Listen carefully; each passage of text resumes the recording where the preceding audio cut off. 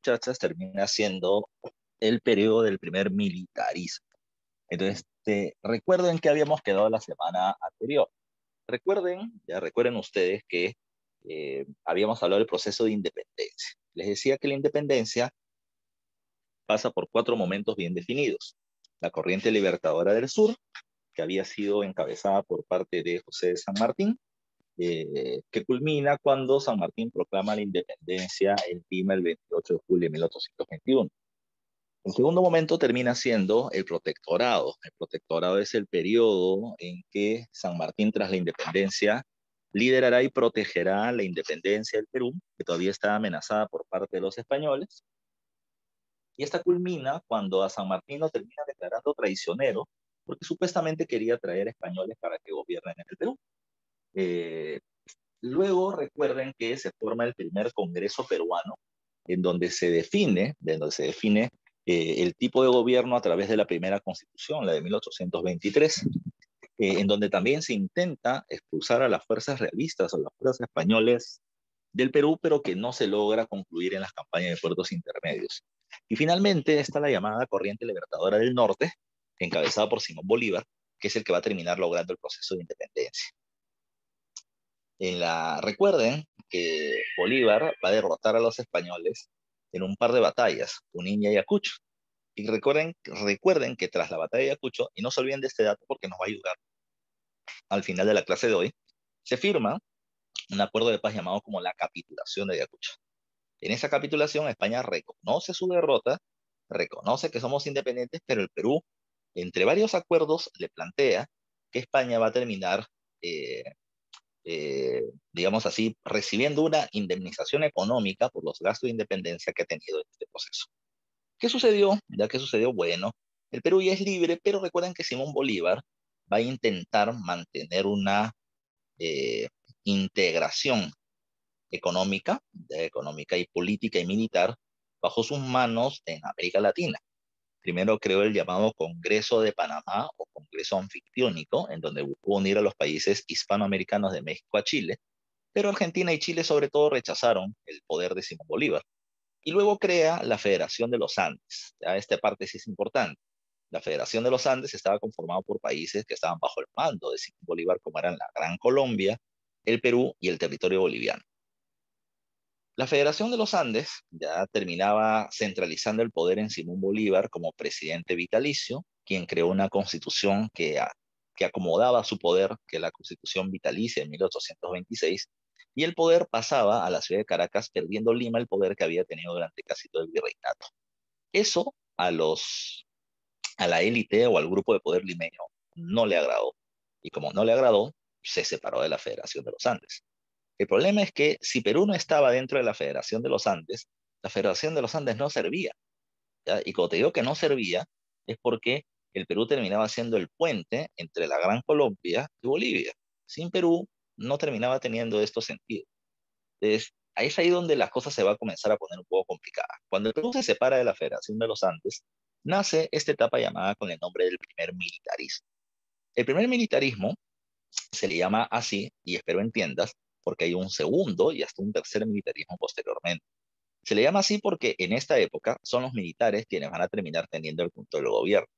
Y el gobierno de los militares no va a durar poco. El gobierno de los militares, miren ustedes ahí el encabezado, dura 45 años continuos. Pregunta antigua de examen de admisión de San Marcos. ¿Cuál es la institución más poderosa a inicio de la República del Perú? Y la respuesta son los militares. Gobernaron 45 años. Ahora, los 45 años no fueron iguales. Hubieron dos etapas muy bien marcadas. La primera se le llama como la época del caudillismo militar entre 1827 y 45, y la segunda es la época de la prosperidad falaz ligada a la venta del guano entre 1845 y 1872. ¿Ya? Vamos a ver las diferencias que existen entre uno y otro periodo con el transcurrir de la clase. Comencemos con la época del caudillismo. Lo primero que hay que definir es ¿a quién se le llama caudillo? ¿Quién es un caudillo? Entonces, ahí dice, los caudillos terminaron siendo los jefes militares, ya los jefes militares, que gozaban de un gran prestigio, ¿ya? Es decir, eran reconocidos. ¿Y por qué eran reconocidos? Porque ellos habían terminado participando de las lucha de independencia, ya, de la lucha de independencia de manera exitosa. Muchos de ellos estuvieron en la recta final de la guerra y terminaron siendo llamados como los mariscales de Ayacucho. Habían logrado alcanzar el más alto grado militar existente. Ahora, tomen en cuenta que estos jefes militares venían teniendo sus propias tropas, y las van a terminar utilizando para la defensa de sus intereses, como por ejemplo, ¿cuál? Como por ejemplo, defender negocios, ya, de ellos o del grupo que representaban, o sobre todo, intentar llegar a tomar el control del gobierno. Porque muchos de estos caudillos van a terminar queriendo o llegando a ser presidente de la República. Y ese es el otro punto importante de este periodo. La característica política más importante de este periodo es el que está en el segundo puntito de las características, la inestabilidad política. ¿Qué significa? Que en el Perú, ya que en el Perú, durante ese periodo, ya no vamos a tener tranquilidad. Vamos a encontrar permanentes intentos de golpe de Estado, ya, permanentes intentos de golpe de Estado. Entonces, un presidente no podía quedarse en el gobierno porque siempre lo querían sacar. José de la Mar va a ser el primer presidente de esta época y gobernó solo 2 años porque Agustín Gamarra lo sacó del gobierno por un golpe de Estado. Gamarra gobernó 4 años, pero en los 4 años recibió 17 intentos de golpe de Estado, sumamente inestable. El siguiente presidente, Orbegoso, ya no recibió golpe de Estado, sino algo más grave, guerras civiles. Un golpe de Estado es cuando se le saca al presidente y se pone a otro, nada más. Una guerra civil es cuando la población se divide en dos bandos y se comienzan a matar entre ellos. Y eso es lo que vamos a terminar encontrando, una situación más crítica todavía. Entonces, eso terminaba siendo el Perú de estos primeros años, ¿ya? Un país inestable, que no sabíamos qué rumbo iba a tomar porque terminaba llegando uno u otro presidente que terminaba representando uno u otro interés, una u otra idea de cómo gobernar el país. Y ese terminaba siendo un problema. Por eso viene el tercer punto que dice ahí, gobierno pendular. No sé si saben qué es un péndulo, pero han visto, por ejemplo, dibujos o películas cuando quieren hipnotizar a alguien. Cuando lo quieren hipnotizar, le ponen como una medallita, ¿no? Que la van moviendo de un lugar a otro y tú lo hacías con tu mirada y te va controlando. Esa es la hipnosis.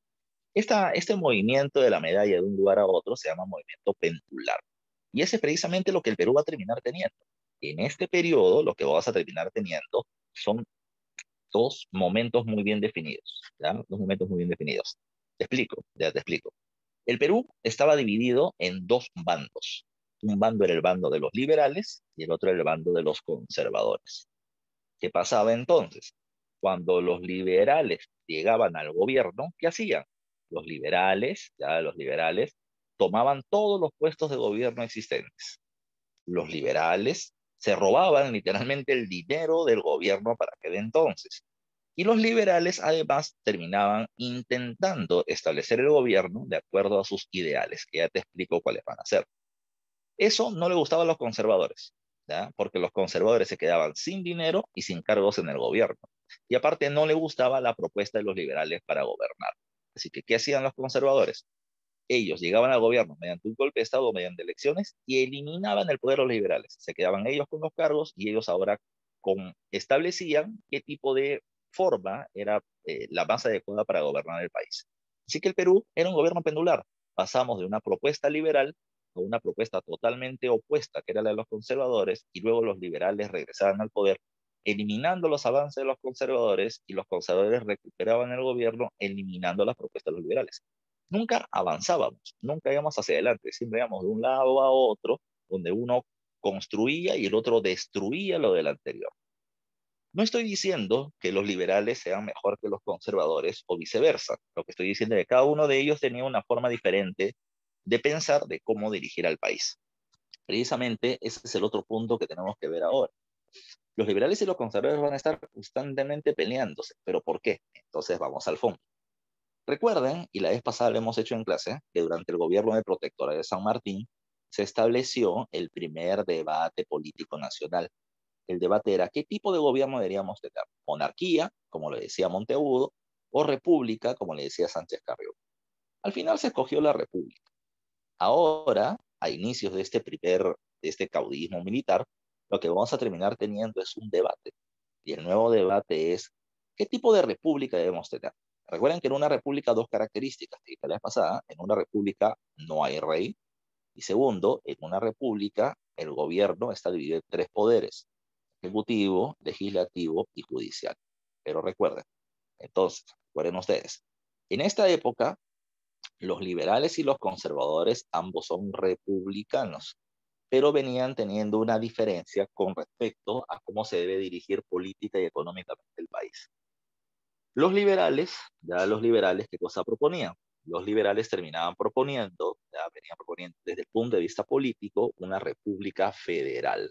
Profesor, ¿qué significa una república federal? Bueno, una república federal es aquella en donde los departamentos del país iban a terminar cobrando sus impuestos e iban a manejar su propio presupuesto. Eso se llama un gobierno descentralizado, donde cada región, repito, cada departamento iba a terminar manejando el gobierno interno de su territorio como ellos mejor le pareciera. Esa es la propuesta de los liberales desde el punto de vista político. ¿Ya? Desde el punto de vista político, también los liberales terminaban planteando que quien más poder debe tener es el Congreso de la República, el poder legislativo. ¿Ya? Les hablaban de un legislativo fuerte, un Congreso con poder, y un ejecutivo débil, un presidente subordinado al Congreso. El bando de los conservadores era todo lo contrario. Del punto de vista político, ellos eran o planteaban una república unitaria o centralista, en donde los departamentos hagan lo que la capital le mande, y donde también mencionaban que el gobierno debe estar en manos del presidente por encima del Congreso. Dos ideas totalmente diferentes. Y donde también se diferenciaban es donde está ahí el quinto punto, donde dice el modelo, los modelos económicos. Librecambismo versus proteccionismo.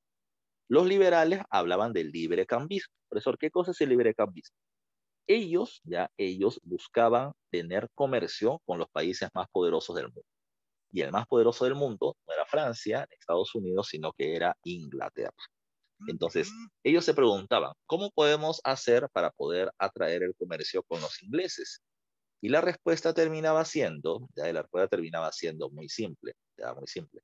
La respuesta era, para poder atraer el comercio de Inglaterra, hay que bajar los impuestos, ¿ya? Y hay que bajar los impuestos, ¿por qué? ¿Ya?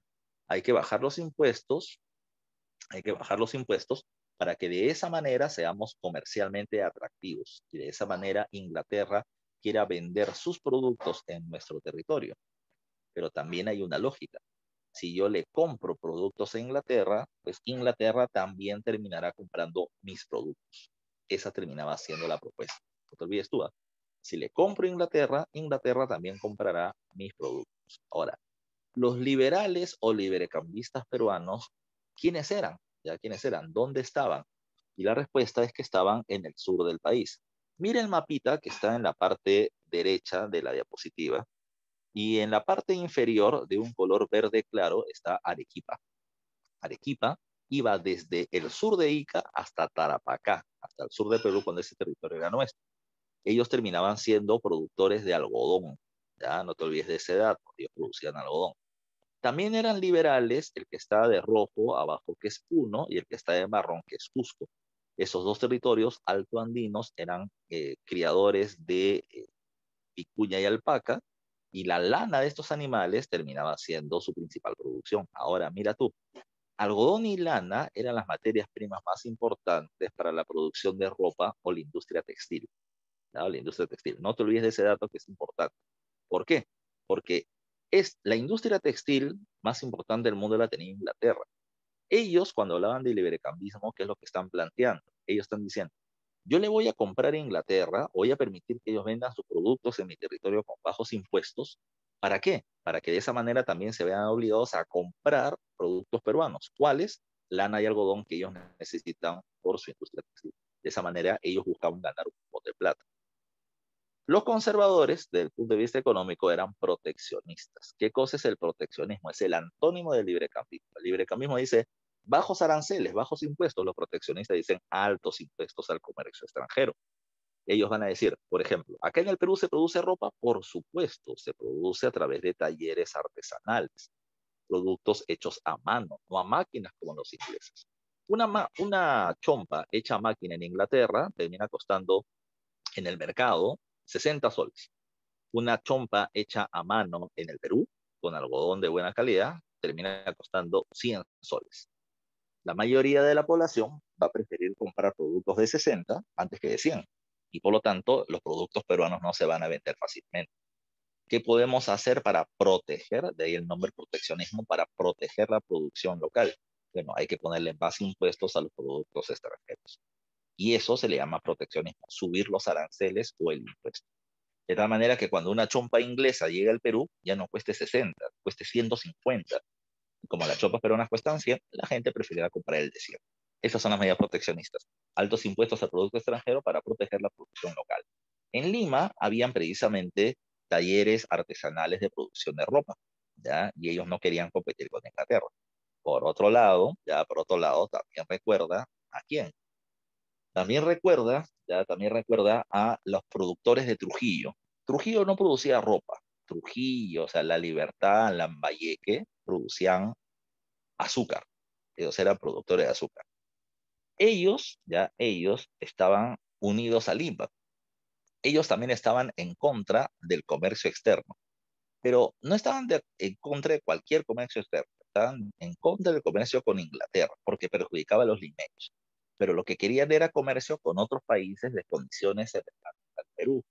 Llámese Argentina, llámese Colombia, llámese Ecuador, llámese Chile, llámese cualquiera de esos países, pero no Inglaterra, que era demasiado poderoso. Ahora, ¿por qué planteaban eso? Acá, muchachos, y eso hay que tomarlo bien en cuenta para cuando tú también escuches de política precisamente en la televisión, acá no hay una cuestión de buena gente o no, ¿ya? Acá hay una cuestión de intereses, ¿ya? Acá hay una cuestión de intereses. Estos trujillanos, productores de azúcar, ¿ya? ¿A dónde terminaban vendiendo el azúcar? ¿Ya? Lo terminaban vendiendo a Chile, a Chile. Chile compraba nuestra azúcar y terminaba vendiéndonos trigo. Entonces, ellos no terminaban rechazando el comercio externo, ¿ya? Ellos no rechazaban el comercio externo, ¿ya? Con todos los países del mundo, lo rechazaban porque no le convenía. Y no le convenía tener comercio con quién, no le convenía tener comercio con Inglaterra para defender a sus aliados, pero sí querían tener comercio con Chile para que les pueda terminar comprando el azúcar que ellos producían, ¿ya? Entonces, todo era un negocio de acuerdo a los intereses de cada grupo. Eso hay que tenerlo muy, muy en cuenta, ¿ok? No se olviden de eso. Otro dato a tomar en cuenta. La independencia, o en esta época del caudillismo, recuerden que el Perú no tenía mucha plata. La plata que ganaba el Estado peruano la ganaba por el cobro del tributo indígena que todavía se seguía cobrando, ya a pesar de la independencia, y además de eso las aduanas por el poco comercio internacional que veníamos teniendo. Pero no ganábamos mucho dinero, Perú no tenía plata, gobierno inestable y crisis económica. Esa era la condición del Perú. Socialmente la independencia no había generado grandes cambios. El indio sigue siendo yanacona, no le pagan por su trabajo en el campo, salvo una porción de tierra. El indio sigue pagando tributo indígena y el negro sigue siendo esclavo. Entonces, no ha cambiado la realidad del país, ¿ya? No ha cambiado mucho.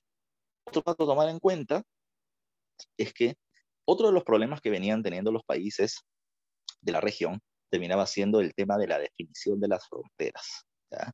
En la actualidad, el Perú viene teniendo fronteras con 5 países. Al norte, Ecuador y Colombia, al este, Brasil, al sureste, Bolivia y al sur, Chile. Pero cuando el Perú se hace un país independiente, mira el mapa que está a tu mano derecha, solo tiene fronteras con 3 países, no con 5, con 3. ¿Por qué? Porque hasta 1830, hasta 1830, no existía ni Colombia, ni Ecuador, ni Venezuela. Los 3 eran parte de un solo territorio llamado Gran Colombia. Así que nosotros teníamos frontera con la Gran Colombia. Con la Gran Colombia. Al este seguíamos teniendo frontera con Brasil y en la zona del sur no teníamos frontera con Chile. Frontera con Chile recién vamos a terminar teniendo producto de la guerra del guano y el salitre. Antes de eso, no. Antes de eso, nuestra frontera era con Bolivia, que tenía todavía salida al mar. No se olviden de ese caso. Otro dato a tomar en consideración.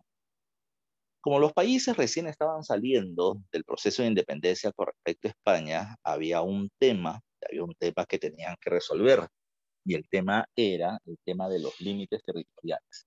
Es decir, a qué país le correspondía qué territorio. Ese terminaba siendo un tema que todavía tenía que ser discutido, ¿verdad? Que todavía tenía que ser discutido. Entonces, hubieron 2 mecanismos para poder establecer la definición de las fronteras y están en la parte inferior de la diapositiva. Los mecanismos se llamaban uti possidetis y la libre determinación de los pueblos. El uti possidetis ha sido pregunta de examen de admisión 2 veces. Te explico, hasta 3 veces, ¿ah? 3 veces. El uti possidetis parte de un principio, ¿ya? De una característica de fondo. El uti possidetis dice, ¿ya? El uti possidetis dice, todo aquello que fue tuyo lo seguirá siendo. Ese es el principio del uti possidetis. Todo aquello que fue tuyo lo seguirá siendo, ¿ya? Tesoro, pon ejemplo, ya pon ejemplo. Mira, el ejemplo era muy simple, ¿ya? Decían los países que recién se están formando. Para poder definir qué territorio le pertenece a uno u otro país, nos vamos a terminar basando en la organización territorial del virreinato. Escuchen, ¿ah? Del virreinato. Durante la época del virreinato, se mencionaba, durante la época del virreinato, en América del Sur habían audiencias, pero que recuerdes, las audiencias eran los centros judiciales de la época del virreinato. En América del Sur habían varias audiencias. Estaba la audiencia de Panamá, la audiencia de Quito, la audiencia de Bogotá, la audiencia de Caracas, la Real Audiencia de Lima, la audiencia de Santiago, la audiencia del Río de la Plata. ¿Ya? Entonces, ¿qué decían estos países que recién estaban naciendo? Que los territorios de las audiencias serían la base territorial de las nuevas repúblicas. Es decir, hasta donde las audiencias podían hacer juicios, es ahí hasta donde las repúblicas alcanzaban sus territorios. ¿Ya? Es decir, hasta donde la audiencia de Quito podía hacer juicios, hasta ahí llegaban los territorios del actual Ecuador. Hasta donde la audiencia de Lima podía hacer juicios, hasta ahí llegaban los territorios del actual Perú. Ese terminaba siendo el mecanismo que se estableció. Cada uno de estos países tenía que demostrar con documentos hasta dónde pudieron hacer juicios hasta el año de 1808. Ese fue el acuerdo que se estableció para ese momento. Te repito, con documentos hasta 1808 es donde se establecían hasta qué territorios ya terminaban teniendo vida las repúblicas de la región. ¿Ok? Ese terminaba siendo el proceso. Pero, ¿qué pasó? ¿Qué pasó a continuación? Lo que pasó a continuación es que habían algunas provincias que al estar muy alejadas terminaron siendo o terminaron teniendo juicios, ya sea, por ejemplo, en la audiencia de Quito o en la Real Audiencia de Lima. Entonces, ¿qué pasaba si dos países terminaban mostrando con documentos que terminaron haciendo juicios en una misma provincia? Bueno, ante ese tema, es que se terminó llegando a un acuerdo. El acuerdo era que esa provincia, en disputa por dos países, va a tener que decidir por su propia cuenta con cuál de los países quiere estar. ¿Ya? A eso se le da nombre, se le llama libre determinación de los pueblos.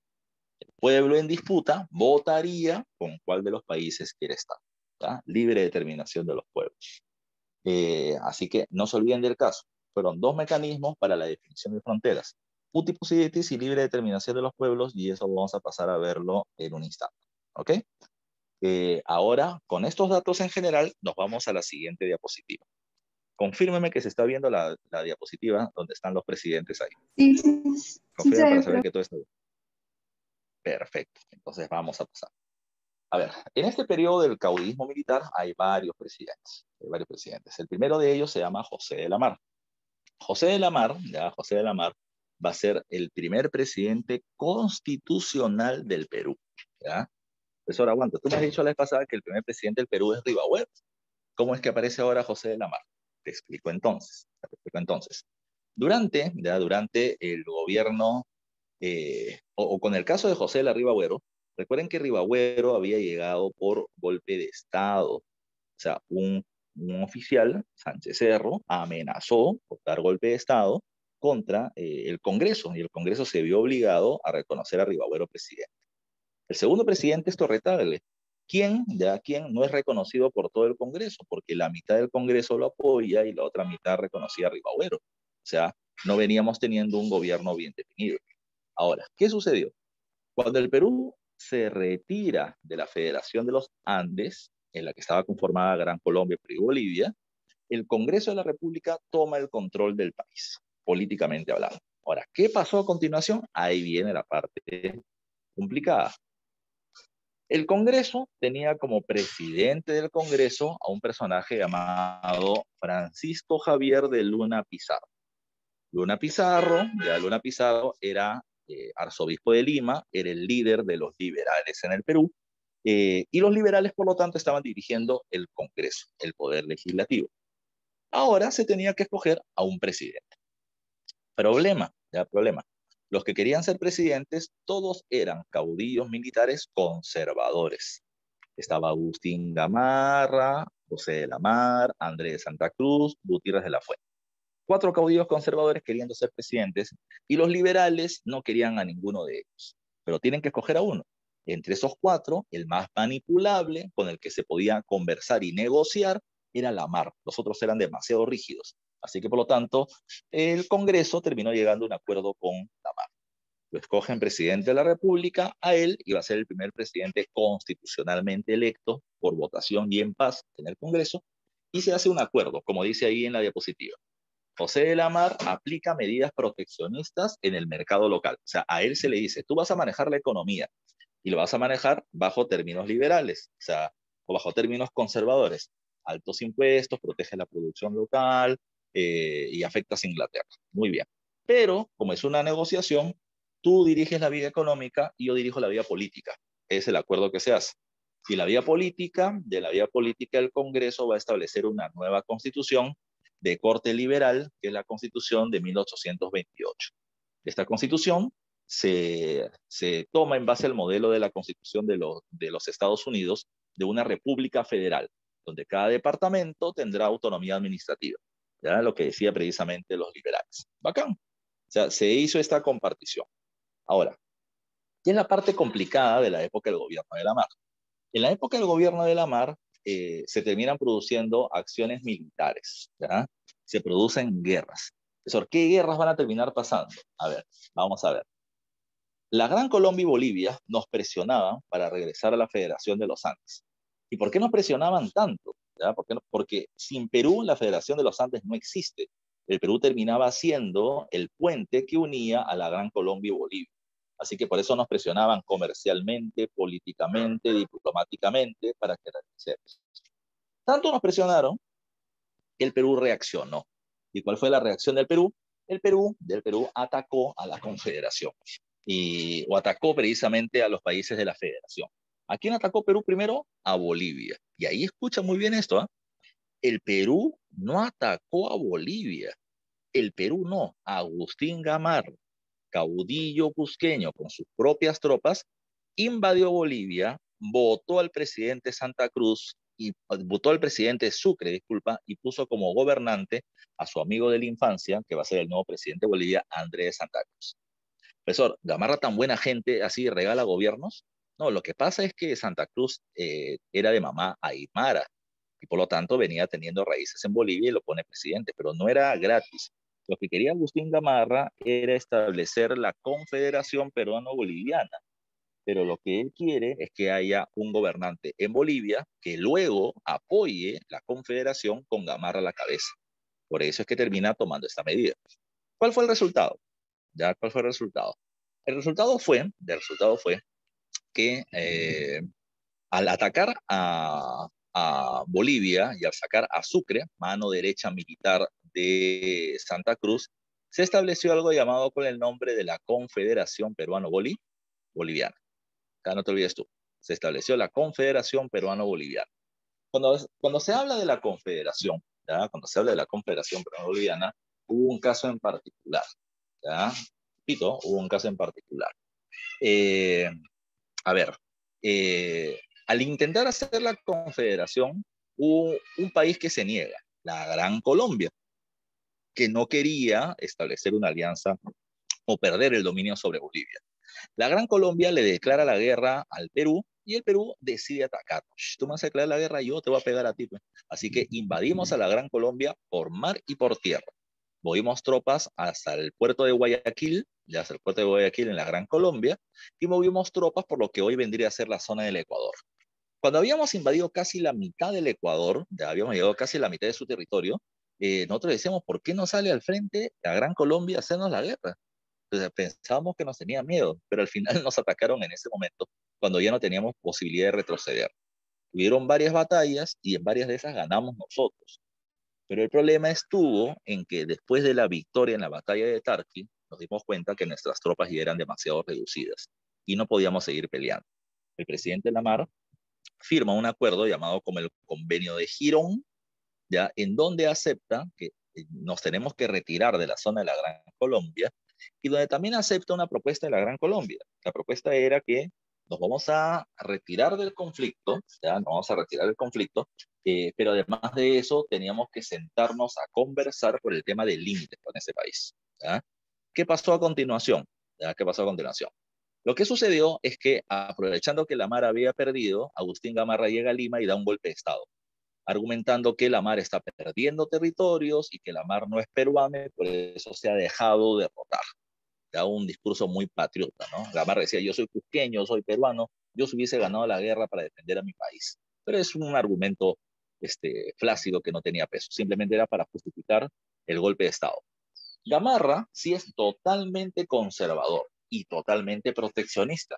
Él sube los impuestos hasta el cielo y termina espantando a los comerciantes ingleses que no pueden vender productos en el Perú. Estos comerciantes ingleses la tienen bien fácil, ¿no? Si yo no le vendo productos al Perú, si no gano plata, entonces tampoco le va a comprar productos al Perú. Por lo tanto, no compran ni lana ni algodón. Por lo tanto, no compran los productos, ya los productos que Inglaterra termina produciendo. ¿Ya? Eso va a terminar siendo especialmente importante.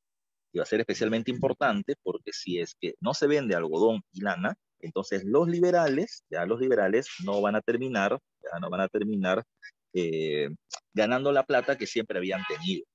Por eso es que los liberales odian a Agustín Gamarra.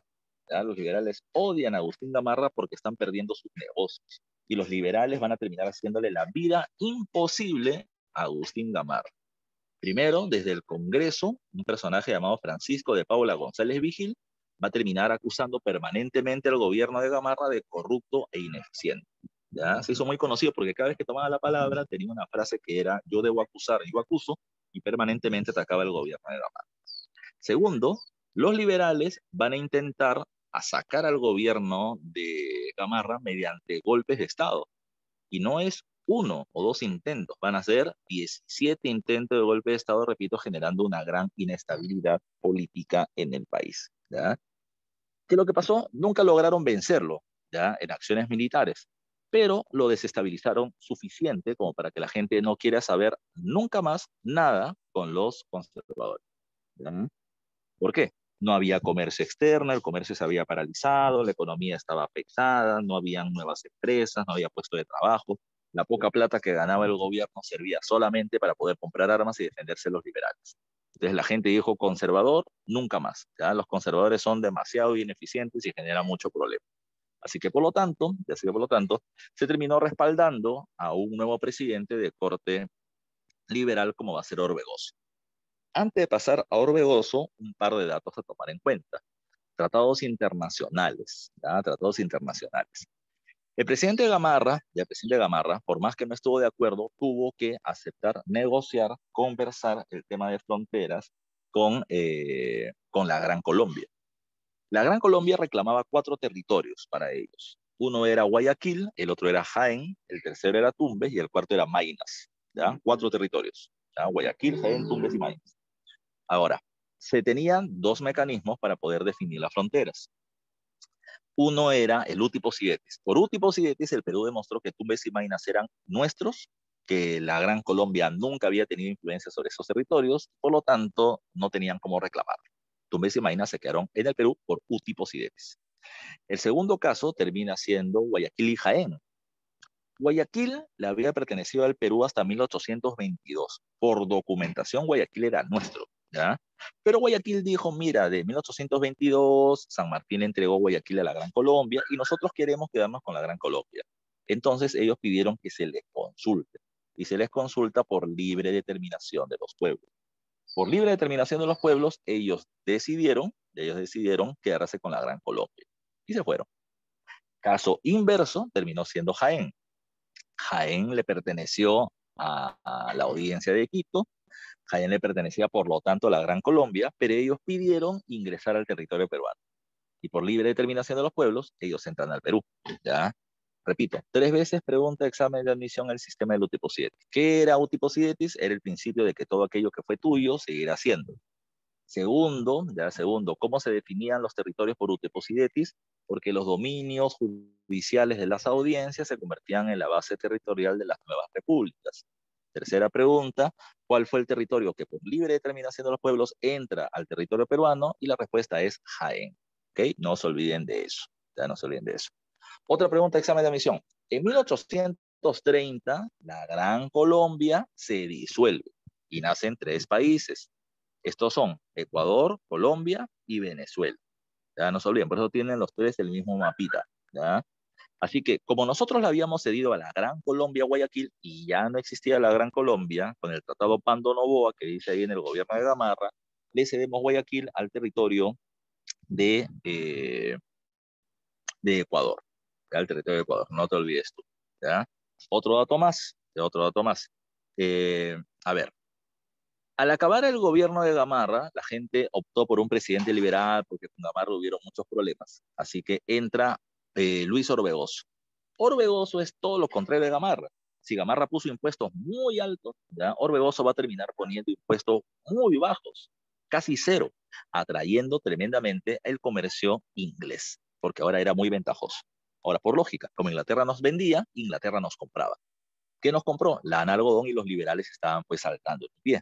¿A quién no le convenía? A los conservadores, dueños de talleres de ropa que no podían competir contra los precios tan bajos de la ropa inglesa. ¿Ya?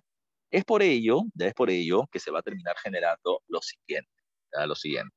En el caso del gobierno de Orbegoso, los conservadores le pidieron al gobierno de Orbegoso, por favor, presidente, suba usted un poco los impuestos porque nos está perjudicando mucho. Y el presidente no les hizo caso. Como no les hizo caso, entonces vinieron las guerras civiles, los enfrentamientos militares más violentos. La población se divide en bandos y se comienzan a matar durante esta época. ¿Cuál terminó siendo el resultado de este proceso? El resultado terminó siendo la Primera Guerra Civil. Pedro Bermúdez, en 1834, va a terminar tomando casi la mitad de la población y enfrentándose al gobierno. ¿Ya? Entre febrero y abril de 1834 la guerra interna va a ser muy cruenta, muchos muertos de por medio. ¿Y cuál va a ser el resultado? Bueno, el resultado fue que tras un empate, ya casi entre las fuerzas militares, se terminó firmando un acuerdo de paz, una tregua, ¿ya? Llamada como el abrazo de Maquinquayo.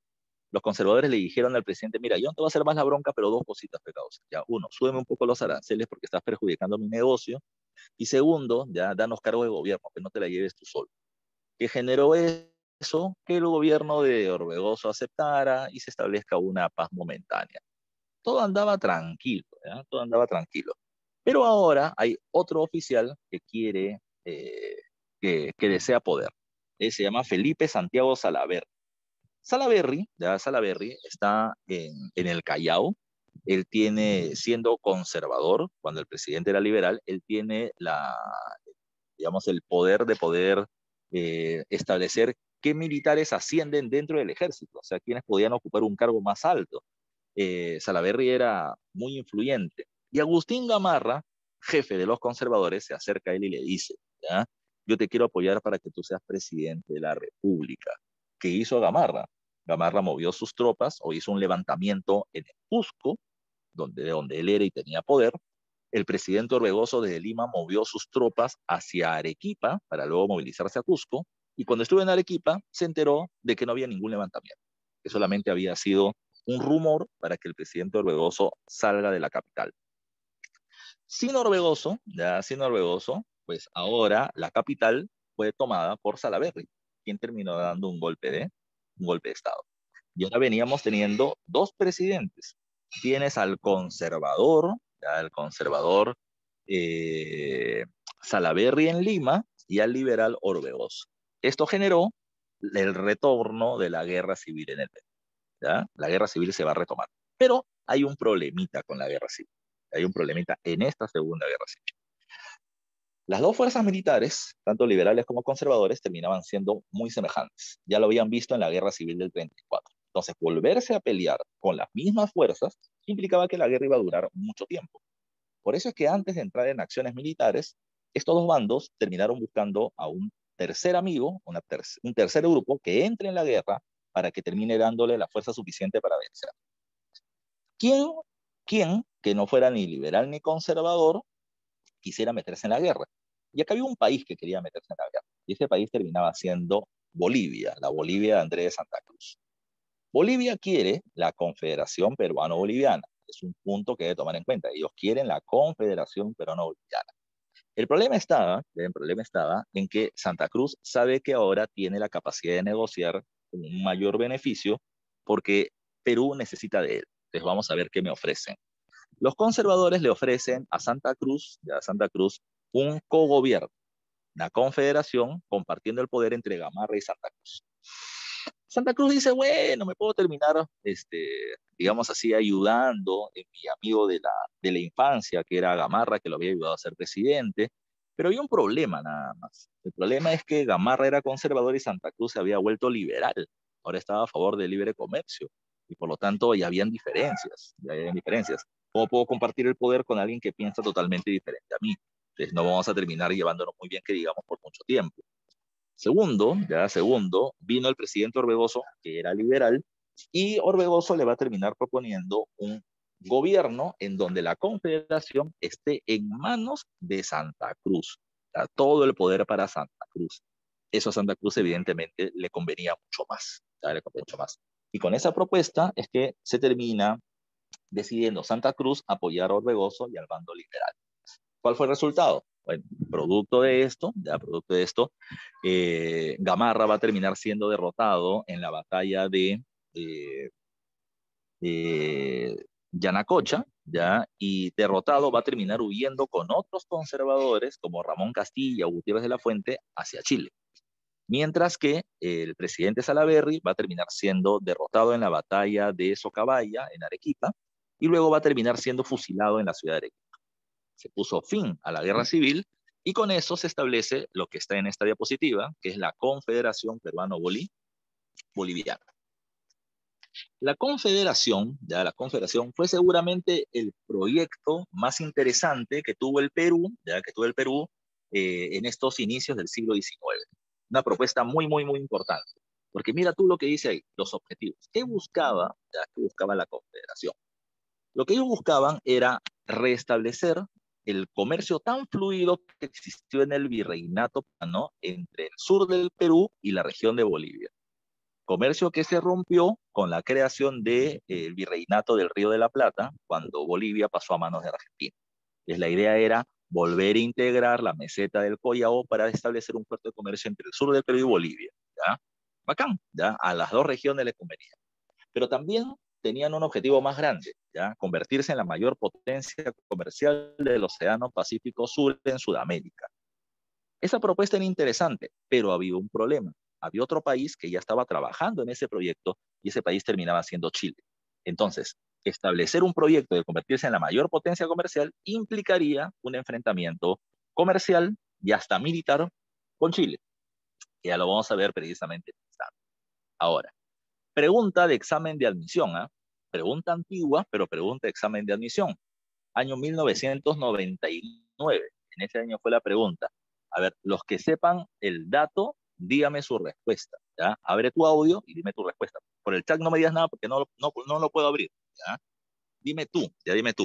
¿Cuántos estados conformaron la Confederación Peruano-Boliviana? Abre tu audio, el que lo sepa, y dime la respuesta. ¿Cuántos estados conformaron la Confederación Peruano-Boliviana?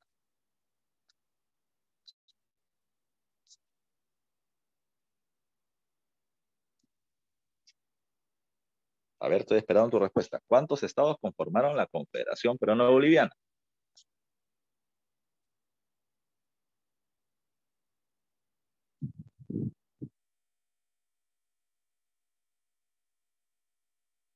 Uy, entré a sesión de espiritismo, ¿ya? No hay almas acá, han puesto mute y están jugando otra cosa. ¿Cuántos estados conformaron la Confederación Peruano-Boliviana? ¿En dos? ¿Tres? Cuatro me dicen por ahí. Tres me dicen también, ¿ya? Uno me ha dicho cuatro, otro me ha dicho tres, ¿ya? ¿Alguien que dio la misma respuesta u otra más? Tres. Tres. La respuesta es bien simple, está ahí en la diapositiva. Mira tú el mapa y te pone de color rojo, dice Estado norperuano, de color verde dice Estado Sur peruano y de color amarillo dice Bolivia. Fueron 3 los estados de la Confederación. Profe, aguanta. Pero si es Confederación Peruano-Boliviana, es Perú, Bolivia, son 2. ¿De dónde aparece el tercero? Es que hay que tomar en cuenta algo. No te olvides, a Santa Cruz le dijeron, tú vas a ser el que lidera la Confederación, por lo tanto Bolivia va a tener el mando. Pero había un problema. Bolivia terminaba siendo la mitad en cantidad de territorio y población con respecto al Perú. Por lo tanto, en el momento que se tomen decisiones, Perú siempre se iba a terminar imponiendo por encima de Bolivia. Entonces, ¿qué cosa lo que hizo Santa Cruz? Santa Cruz dividió a un Perú que ya estaba dividido. Eso es una cosa que quiero que entiendas, pero te he explicado mucho al principio. Perú dividió un país que ya estaba dividido. Profe, aguanta. ¿Cómo es que el Perú estaba dividido? Claro, el Perú estaba dividido entre los liberales del sur, Arequipa, Cusco y Puno, y los conservadores del norte, Lima y La Libertad. ¿Ya? Pues el Perú estaba dividido en 2. ¿Qué hizo Santa Cruz muy hábilmente? Se fue a Arequipa, ¿ya? Donde los arequipeños, y le dijo, oye Arequipa, ¿a ti no te gustaría tener tu propio estado, tu propio gobierno y no estar sometido a Lima peleándote por el poder? Y Arequipa dijo, por supuesto, ¿ya? Entonces, ¿a quién hay que matar? ¿Ya? Lo que dijo Santa Cruz es, no tiene que matar a nadie. Vamos a terminar formando un nuevo estado, el estado sur peruano, donde tú vas a terminar teniendo el gobierno, y como tú eres liberal, como yo, como Bolivia, entonces nos vamos a ayudar mutuamente. Tú liberal, yo liberal, somos 2 liberales contra el conservador Estado norperuano. Así que yo necesito de tu ayuda y yo te voy a dar el control de un gobierno. Arequipa dijo ya, y se formó el Estado surperuano. ¿Ya? Entonces, repito, Santa Cruz muy hábil terminó creando o dividiendo al Perú por cuestiones políticas. ¿Ya? Por cuestiones políticas. Ahora son 3 los estados. Estado norperuano, Estado surperuano y Bolivia, no te olvides tú. Segunda cuestión. Acá me dice abajo, ya en la diapositiva, la conformación. Repito, la conformación del Estado peruano-boliviana son 3 estados. La primera característica de la conformación. La otra cuestión termina siendo, ¿cuándo nace la Confederación?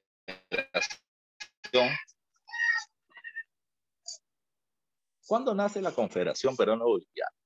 La, conf la Confederación ya estaba establecida en el apoya a obligaciones de conflicto. No te olvides tú. Ahí para que la Confederación como una obligación, se decidió que los representantes de cada uno de los 3 estados envíen un grupo de gente a un Congreso General, que va a ser el llamado Congreso de Tacna de 1836, donde se decidió la conformación legal de la Confederación Peruano-Boliviana.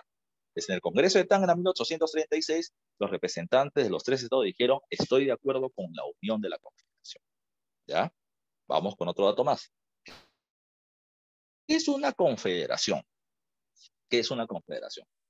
Una confederación termina siendo el sistema de gobierno, ¿ya? Es un sistema de gobierno donde los estados que la conforman, ¿ya? Son autónomos en castellano. Los 3 estados tienen un presidente, un congreso y una constitución. Recuerden, presidente, congreso, constitución. Pero los 3 aceptan, ¿ya? Los 3 aceptan que por encima de ellos hay un gobierno mayor, un estado supranacional, se le llama. ¿Qué significa eso? Que hay un congreso de la confederación que representa a los 3 estados. Y este congreso define el modelo económico de la confederación. Y como Santa Cruz es el presidente, entonces se impone el modelo liberal.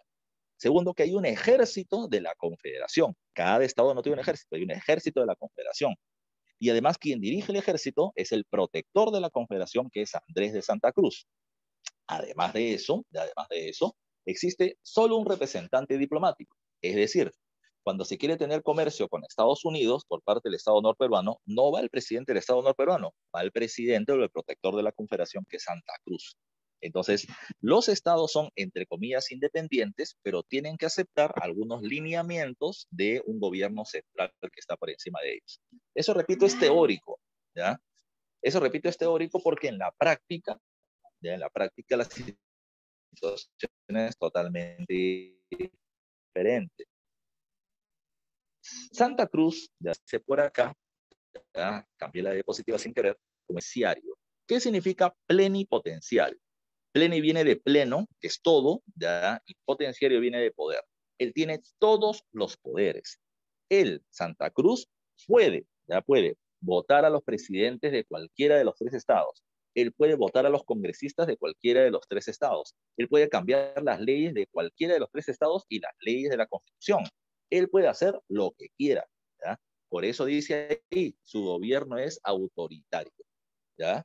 En teoría, los gobiernos son independientes, en la práctica hacen lo que Santa Cruz quiere, ¿ya? Santa Cruz es el hombre del poder, ¿ya? No te olvides de eso.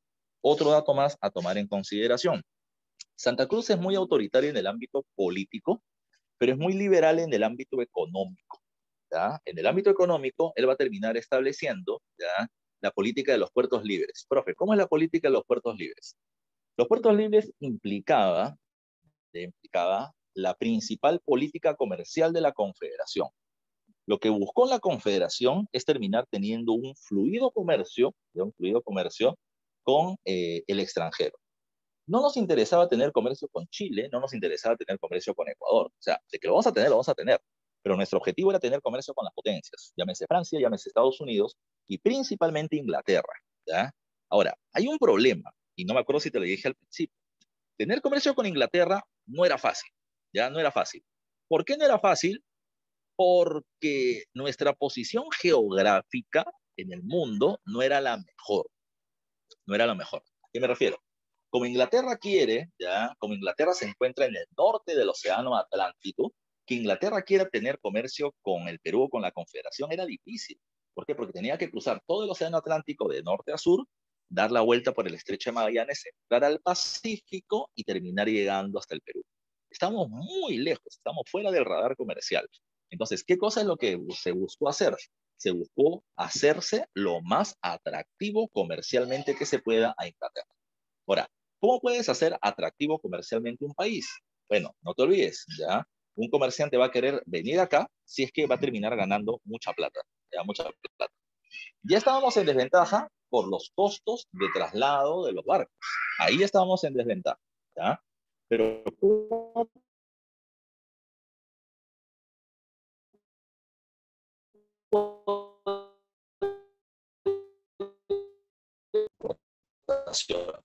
entonces, te explico, ya te explico. Regresemos.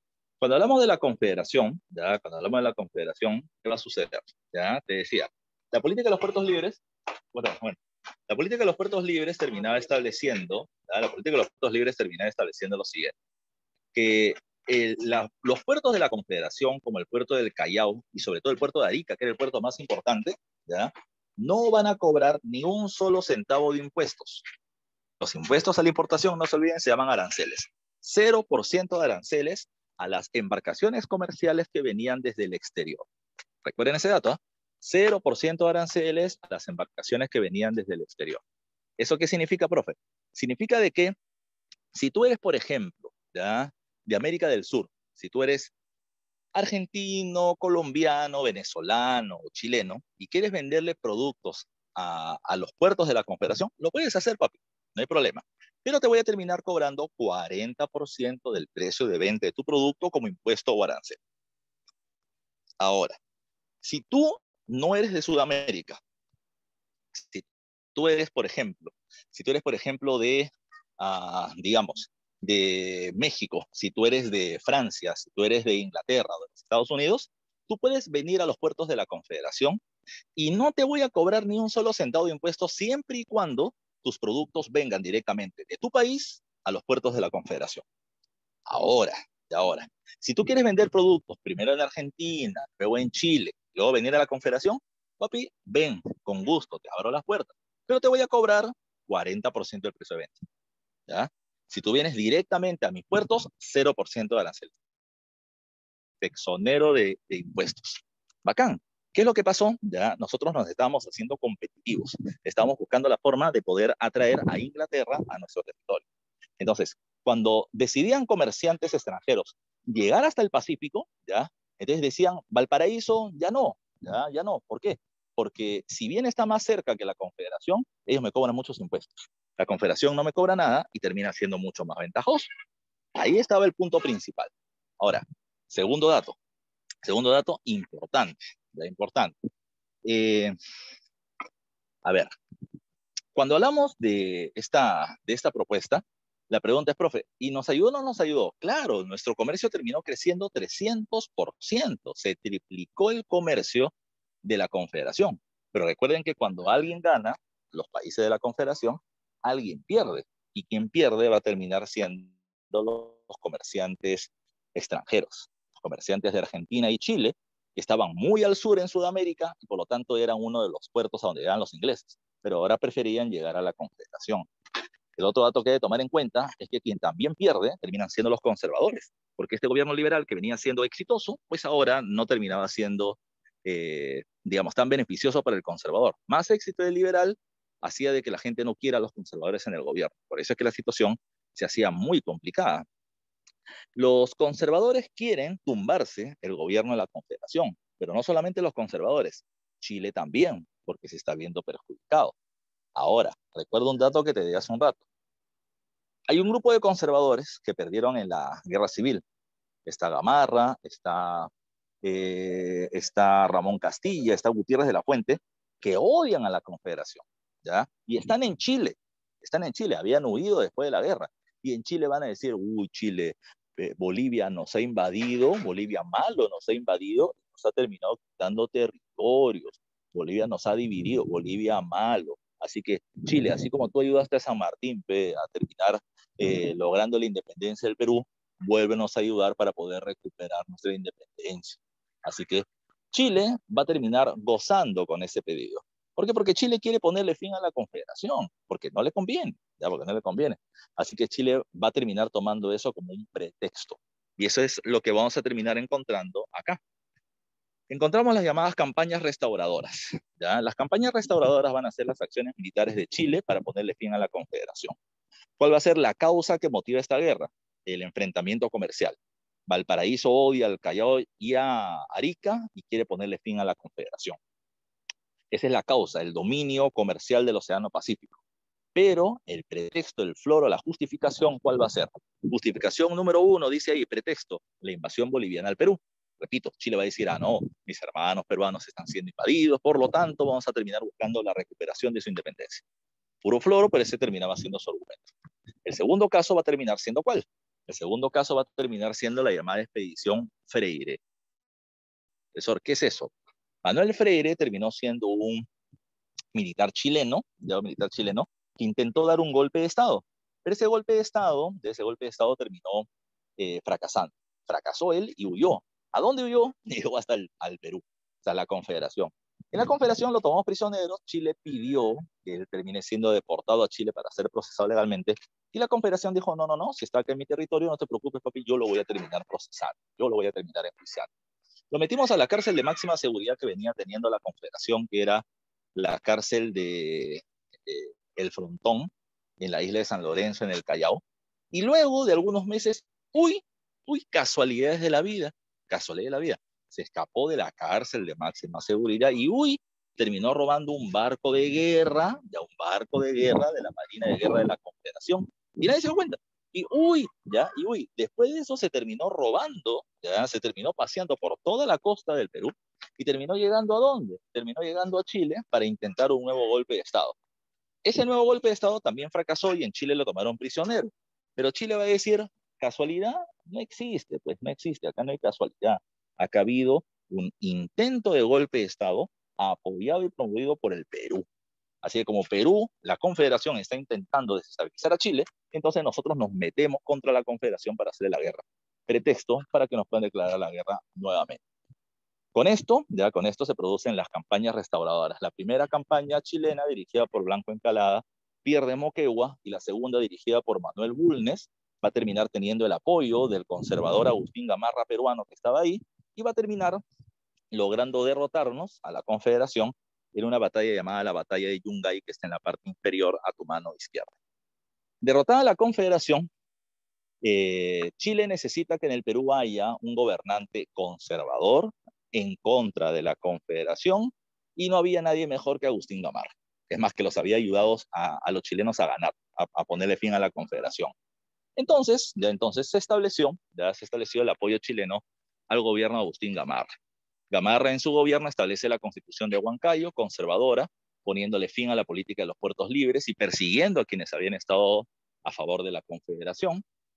Segundo, durante el gobierno de Gamarra, y esta ha sido pregunta de examen de admisión, durante el segundo gobierno de Gamarra se inicia la comercialización del guano, del guano.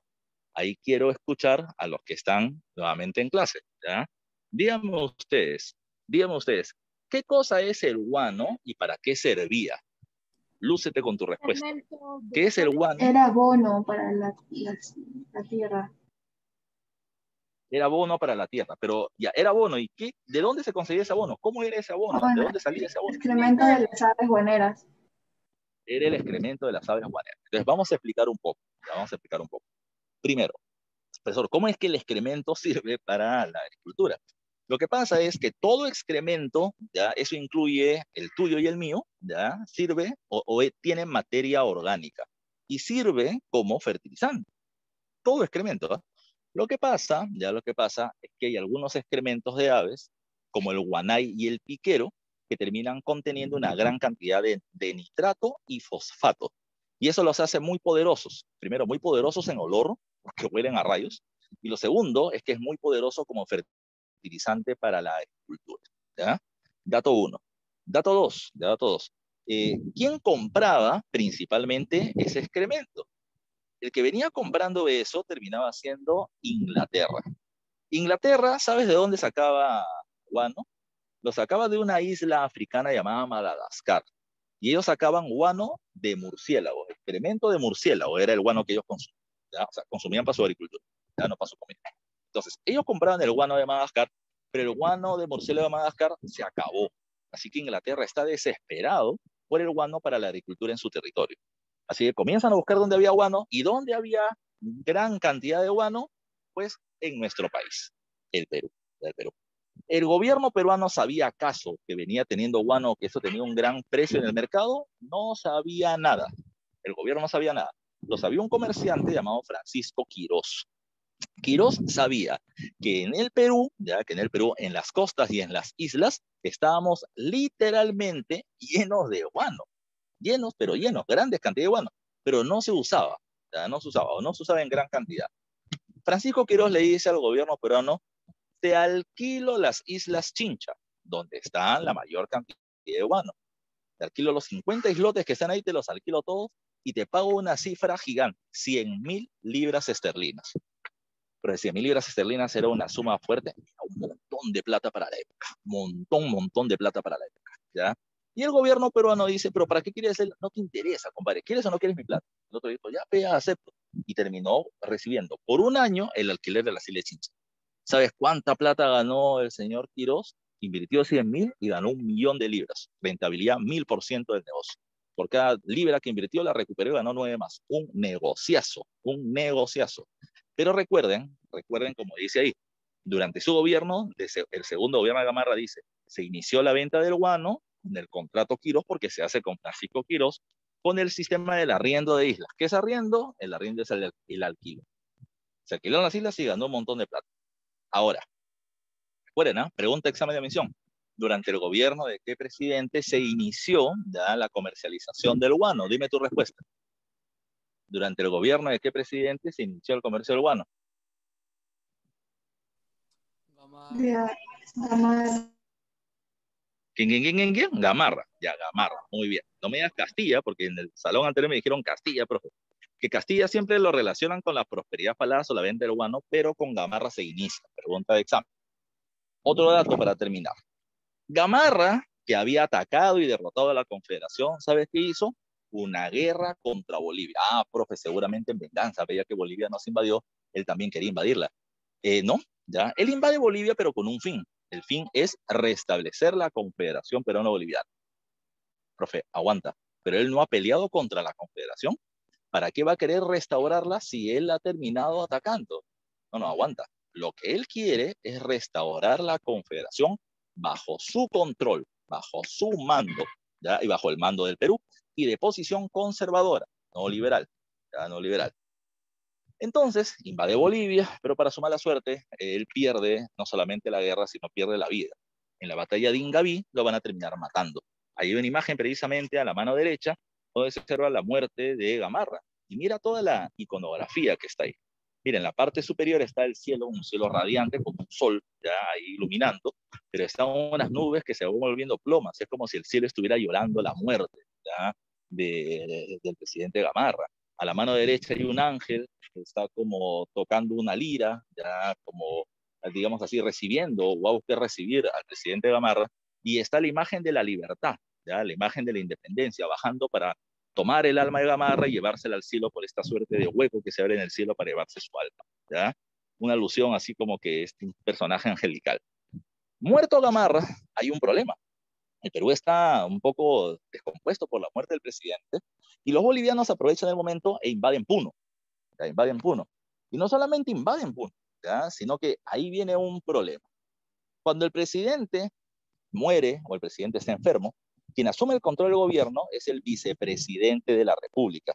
Y el vicepresidente de la República se llamaba Gutiérrez de la Fuente, la mano derecha de Gamarra toda la vida, ¿ya? Gutiérrez de la Fuente, en lugar de asumir el gobierno, él asumió la defensa militar de Perú porque Bolivia comenzó a invadir Puno. Y había un problema. Presidente muerto, vicepresidente en guerra. ¿Quién asume la dirección del gobierno?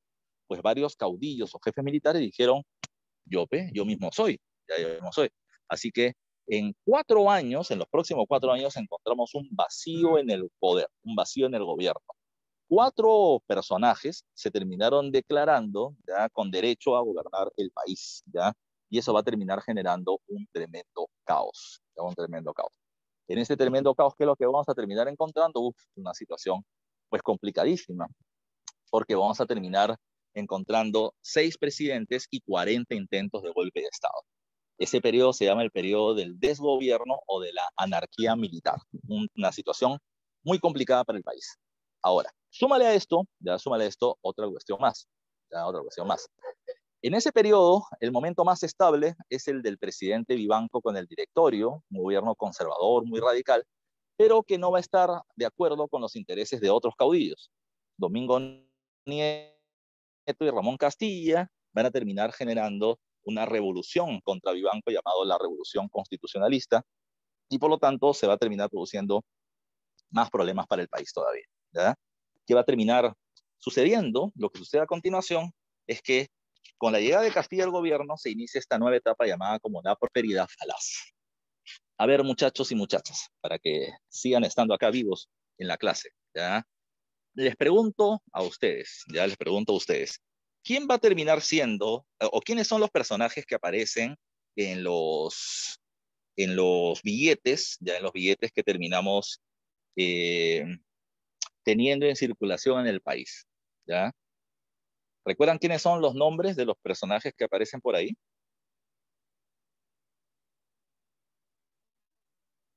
A ver, díganme usted los nombres de los personajes que aparecen en los billetes.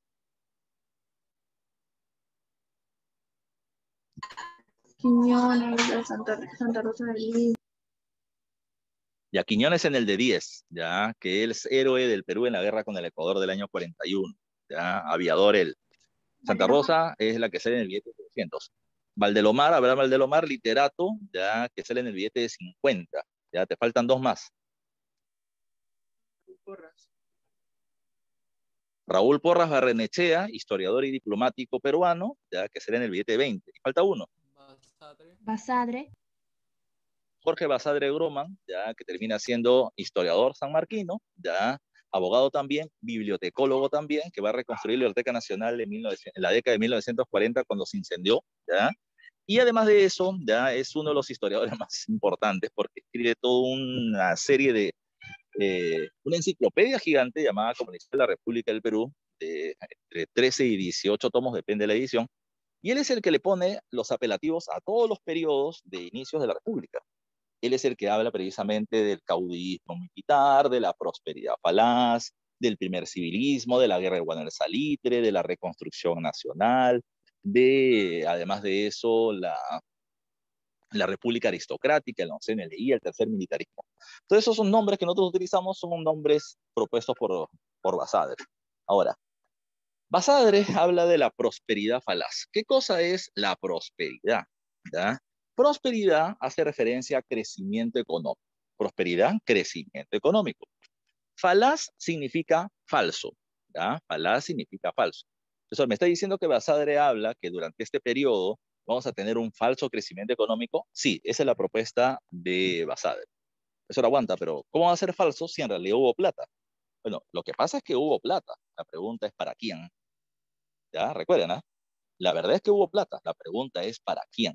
Entonces, Basadre va a terminar diciendo tres cosas específicas sobre la prosperidad falaz, ¿ya? La primera cuestión específica que él termina mencionando es que en la prosperidad falaz, ya en la prosperidad falaz, eh, los altos ingresos que el Perú tuvo estuvieron ligados directamente al alto precio que tuvo el guano. Cuando el precio del guano fue elevado, entonces las ganancias del Estado peruano fueron muy altas, ¿ya? Muy altas. Cuando el precio del guano cayó, entonces nuestra economía se fue al guano, ¿ya? Así de simple. O sea, tuvimos mucha plata mientras que el precio del guano fue alto. Cuando cayó, nos fuimos a la quiebra, ¿ya? Segundo caso, ¿ya? Segundo caso que va a mencionar él.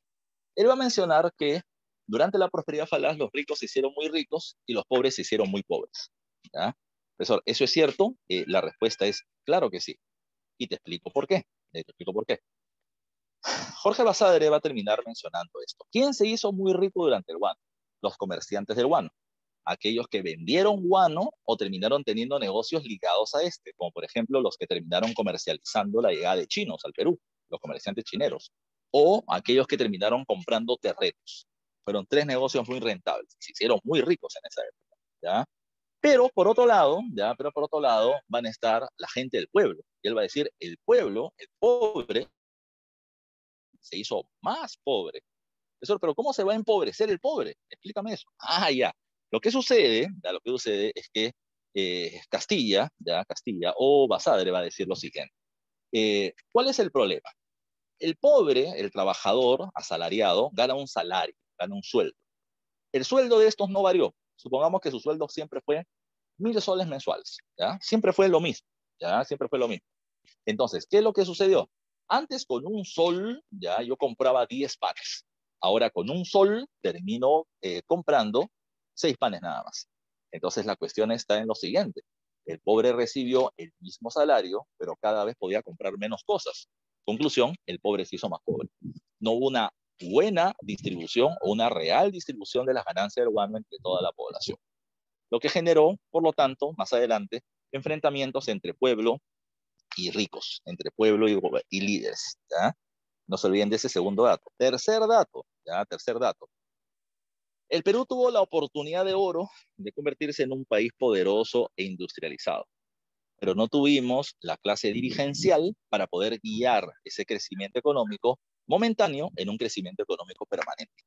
Por eso acá donde dicen características económicas, en la parte inferior dice, no se generó una economía sostenible igual a la industrialización. Es decir, el Perú, insisto, tuvo mucha plata, pero no se terminó gastando adecuadamente. Como dice Basadre, el dinero se dilapidó, se malgastó, ¿ya? Se malgastó. Se malgastó en lujos por parte de la élite, se malgastó en compras poco o muy estériles o poco eficientes, como los ferrocarriles, que eran buenos como tal, pero no en el sistema que se hicieron, ¿ya? Se hizo mucho gasto absurdo, pero no en un crecimiento económico. En esa época, recuerden, en la segunda mitad del siglo XIX, hay varios países que se están industrializando, ¿ya? Muchos países se están industrializando. Y varios de esos países, llámense Bélgica, Suecia, Rusia, etcétera, no venían teniendo varios de ellos la misma cantidad de plata que nosotros teníamos, pero terminaron convirtiéndose en potencias. Nosotros tuvimos un montón de plata por la venta del guano, pero no terminábamos teniendo la cabeza para terminar pensando en qué invertir, solamente en gastar. Y ese terminó siendo un problema. No supimos aprovechar la oportunidad de oro de convertirnos en un país poderoso, lamentablemente, ¿ya? Entonces, esos son los tres puntos de por qué la prosperidad es falsa. La prosperidad es falsa porque fue momentánea, mientras que el precio del guano fue alto. La prosperidad es falsa porque no fue prosperidad para todos, sino solamente para un grupo de gente, y el pobre se hizo más pobre. Y la prosperidad es falsa porque solamente fue momentánea porque no nos industrializamos. ¿Ok? No se olviden de esos tres datos. Ahora, acá le estoy poniendo algunas características generales con respecto a la prosperidad. La primera pregunta de examen de admisión, además, es lo siguiente.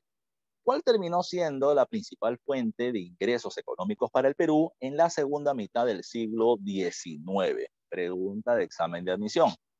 ¿Cuál fue la principal fuente de ingresos para el Perú en la segunda mitad del siglo XIX? Y la respuesta terminó siendo el guano. La venta del guano va a generar muchísimos ingresos durante este periodo. ¿Ya? Ahora, ¿por qué generaba tantos ingresos la venta del guano? Ahí se ponen algunas características.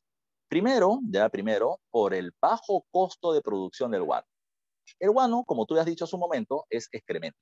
Es excremento de aves que están sobrevolando las islas y las costas y durante cientos y miles de años han dejado su gracia. Y se ha ido formando literalmente cerros de excremento. Ya, cerros de excremento. Ahora, ¿cómo es que eso se convertía en fertilizante? Fácil.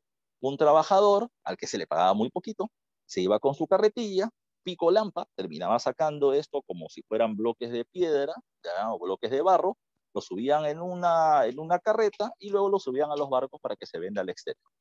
Nada más, ya nada más. Cuando ya llegaba a los territorios donde van a ser utilizados como fertilizante agrícola, simplemente se le disolvía. Por eso dice en ese afiche, que es afiches de vendedores de guano, dice ahí, soluble Pacific guano, ¿ya? Soluble es porque se te va a terminar haciendo medio líquido al agua. Se le echa agua y se forma como un barro, ¿ya? Un barro, y se le termina tirando a la tierra para que ésta absorba los nutrientes y sea un poderoso fertilizante. Así de simple el sistema, ¿ya? Los costos de producción eran muy bajos. No necesitan ningún proceso químico de frente al suelo para poder cultivarlos. Segundo, ¿por qué el costo de producción era muy bajo? Además, insisto, creo que te dije esto hace un rato, todos los países de América, con salida al mar, al Pacífico, tenían guano. Todos. México, Panamá, Colombia, Ecuador, Chile, pero nadie tenía tanto guano como el nuestro, ¿ya? Por lo tanto, nuestro precio era menor, ya era más ventajoso en comparación a los demás. Nosotros teníamos muchísimo guano en comparación a los demás para poder vender. ¿Qué pasó entonces? ¿Ya? Esto nos hacía muy ventajosos. Además, ¿quién compraba mucho guano? El país que más guano compraba era Inglaterra. Inglaterra compraba más guano que todos los demás países juntos. Pero también lo compraba Francia, Estados Unidos, Italia, España, Rusia, Japón, China, Australia, ¿ya? Para que entiendas que se iba muy lejos el guano, ¿ya? Muy lejos. Ahora, ¿qué pasó? Como Inglaterra, digamos así, hizo famoso nuestro guano por la calidad que venía teniendo, entonces hubo una cada vez mayor demanda externa. Cada vez más gente pedía el guano y por lo tanto el precio del guano subía y subía y subía y subía por la demanda, porque además éramos el único vendedor de guano. Y nuestras ganancias crecieron tremendamente para la época. Formas de venta. Una ya te dije, el alquiler de las islas. Pero el sistema más importante es el llamado sistema de consignación. Al principio, el Estado peruano le dijo a los empresarios que quieren vender guano, el dueño del guano soy yo, ¿ya? ¿Tú quieres vender mi guano? Perfecto, te va a dar guano para que lo vendas, ¿ya? Veamos, ¿cuánto cuesta ahorita la tonelada de guano? Decía el gobierno peruano. Mira, ahorita la tonelada de guano termina costando $100 tonelada o 100 libras esterlinas la tonelada de guano. Perfecto. Tú me vas a pagar a mí 60 libras por cada tonelada de guano que vendas y lo demás es para ti, 40 para ti. Bacán. Se hacían contratos por un año, por 2 años, por ese precio. Pero ¿cuál era la situación? Como el precio del guano subía, ¿ya? El precio del guano ya no era 100 libras, ahora era 120. El gobierno ganaba 60 y el empresario ganaba 60. Después de 3 meses ya no era 120, era 130. El Estado ganaba 60 y el empresario 70. Después ya no estaba 130, estaba 150. El Estado ganaba 60 y el empresario 90. Es ahí donde el gobierno de Ramón Castilla decía, aguanta. ¿Por qué los empresarios ganan tanto? Vamos a hacer otra cosa. Ya no vamos a poner un precio fijo, sino vamos a poner un porcentaje. Y el porcentaje que establecía, ¿ya? Que el Estado peruano se quedaba con el 80% del precio del guano. 80%. Profe, ¿y eso en castellano qué significaba? Bueno, significaba que el empresario vende a $100 o a 100 libras la tonelada de guano y al gobierno le correspondía 80. Si tu empresario lo vendes a 200, pues a mí me corresponde 160. Si lo vendes a 300, a mí me corresponde 240. Siempre porcentaje y el Estado ganaba mucha plata. Eso es lo que recién vamos a terminar teniendo con Ramón Castilla. Por eso con Ramón Castilla se habla de la prosperidad. Es la época de gran crecimiento económico producto de la venta del guano para este periodo. No te olvides tú. Ya, no te olvides tú. Siguiente caso a tomar en consideración. A ver, en el aspecto político, ahí se pone un dato. Mira, tú dices, altos niveles de corrupción. Mira, cada vez que hay dinero de por medio, siempre hay uña de por medio. Siempre hay robo, siempre hay corrupción, siempre hay malos manejos. Lamentablemente es así. Cuando, por ejemplo, el gobierno termina comprando armamento del extranjero, los militares que van a hacer la negociación dicen, ¿cuánto cuesta ese tanque? 20 millones de dólares, perfecto, ponle que vale 30. Señor, pero cuesta 20, ponle 30, compadre, si no, no te lo compro, ¿ya? Yo te voy a pagar 20, te voy a pagar el impuesto de los otros 10 millones restantes y lo demás para mí, ¿ya? Y así hay putra, así hay coima, así está en el Perú. O como en la compra de las vacunas, ¿ya? Compro una vacuna barata y le termino poniendo un precio inflado, ¿ya? El precio inflado no se lo termina poniendo la empresa que lo vende, el precio inflado lo termina poniendo el gobierno también. ¿Cuánto vale eso? Oye, ahorita cuesta 9, pero como hay una gran demanda, te lo vendo 20. Ya va a decir el gobierno, ya ponle 30.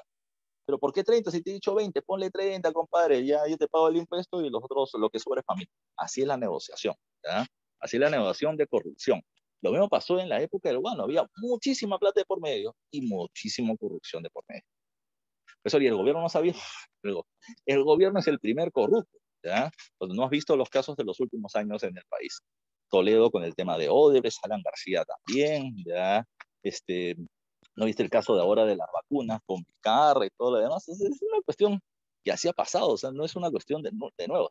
¿Ya? Profe, pero Keiko no ha robado porque no ha sido gobernante, pero su papá también ha sido tremendo ladrón, así que esto es una cuestión de Estado, ¿ya? Es una cuestión de nuestra clase política, lamentablemente, ¿ya?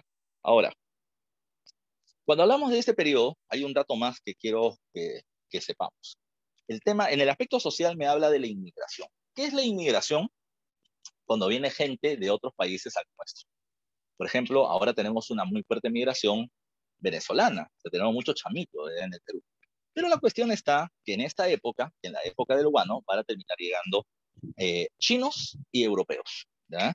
El chino llegaba como, o por qué, el chino terminaba llegando con una propuesta especial, ¿ya?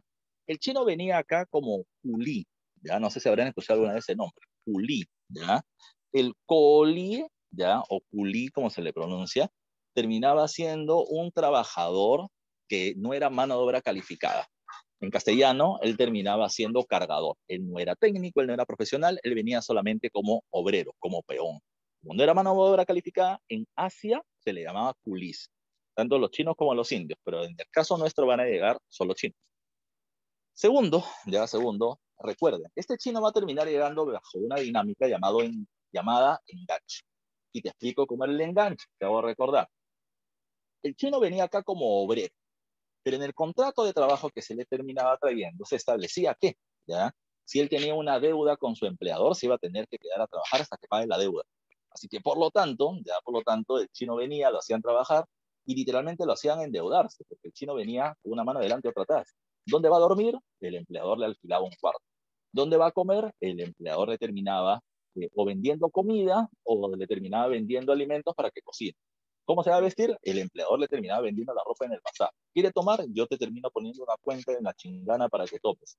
Todo. Al final de su contrato de trabajo, que duraba 3 años, se le terminaba sacando la cuenta y dice, no, compadre, tú has trabajado 3 años, yo te pago tu salario, pero me tienes una deuda que me tienes que pagar durante 2 años más de trabajo. El enganche era eso. Mientras tú tengas una deuda, te tienes que quedar a trabajar hasta que pagues la deuda con tu empleador. El chino venía como obrero y se quedaba prácticamente como un esclavo durante 2 o 3 años más. Y eso terminó siendo una forma de explotación laboral con los chicos. Mientras que en el caso chino, terminabas teniendo el caso del enganche, pasaba otra cosa con los europeos. El europeo no venía como mano de obra barata. El europeo terminaba viniendo como mano de obra técnica, ¿ya? Técnica. Es decir, ellos venían a ayudarnos a explotar nuestros recursos naturales. Ese terminaba siendo el adjetivo. La pregunta es por qué el europeo tenía un trato diferente. Lo que pasa es que había un concepto racista muy fuerte. Espero que ustedes hayan escuchado del darwinismo. Eh, Darwin, Charles Darwin, terminó hablando de la teoría de la selección natural ya con respecto a la evolución de las especies. Él decía, ¿ya? Darwin decía, ¿ya? Solo las especies más aptas, las mejor adaptadas a su medio ambiente, son las que sobreviven y se reproducen. Ahora, en el siglo XIX había surgido una nueva propuesta llamada con el nombre del neodarwinismo o el darwinismo social. Se mencionaba que algunos países eran más desarrollados que otros porque terminaba predominando una raza superior dentro de ese territorio. En conclusión, Europa y Norteamérica terminaban siendo las regiones más avanzadas del mundo. ¿Por qué? Porque venían teniendo una gran cantidad de población blanca. Los blancos de procedencia europea han terminado desarrollando la ciencia, la tecnología, la filosofía, la política, la literatura, la música, etcétera. Ellos son los más avanzados del mundo y por eso es que han progresado. Aquel país que tenga más blancos progresará, aquel país que tenga menos blancos, razas menos desarrolladas, están ligados precisamente a ser atrasados. Ese terminaba siendo la lógica, ¿ya, profe? Y era así. Bueno, no es así para nada, pero ese era el concepto de la época y hay que tomar en cuenta, por ejemplo, casos como el del Perú. Los presidentes de los países hispanoamericanos, aunque no lo creas, se reunieron en Uruguay y se preguntaron, ¿por qué Estados Unidos progresa y nosotros no?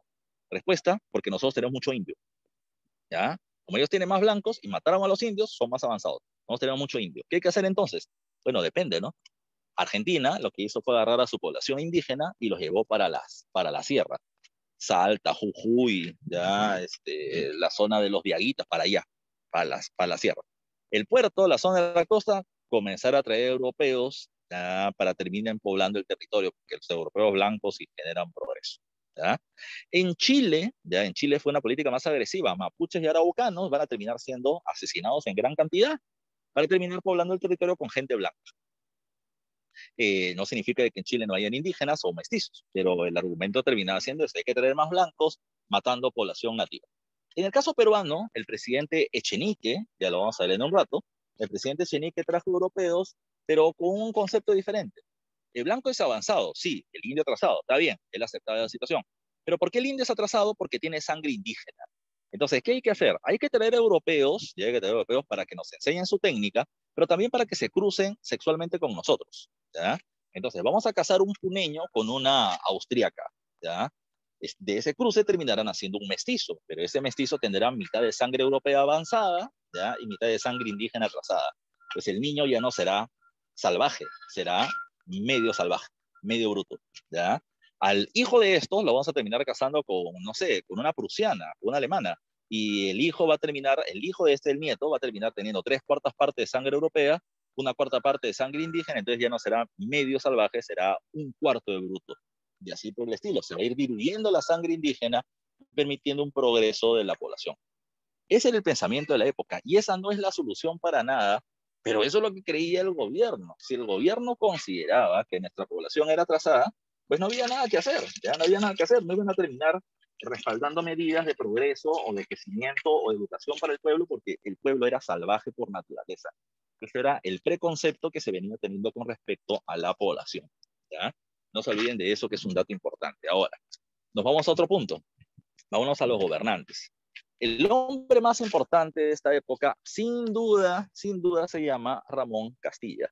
Ramón Castilla fue 2 veces presidente de la República del Perú, del año 45 al 51 en su primera etapa, y luego del 54 al 62. En el intermedio, Ramón Castilla promovió la candidatura o la llegada al gobierno de José Agustín Echenique, y luego, cuando Echenique la terminó fregando por un tema de corrupción, lo votó y regresó al gobierno, ¿ya? Una guerra civil. Luego de eso, acabó su segundo gobierno y se convirtió en presidente del Congreso. Ese es el hombre más influyente del país durante este periodo. Cuando hablamos de Castilla, ¿qué cosa podríamos hablar de él? A ver, antes de Castilla, no te olvides anarquía, golpes de Estado y inestabilidad, ¿ya? A ver, un momentito, muchachos.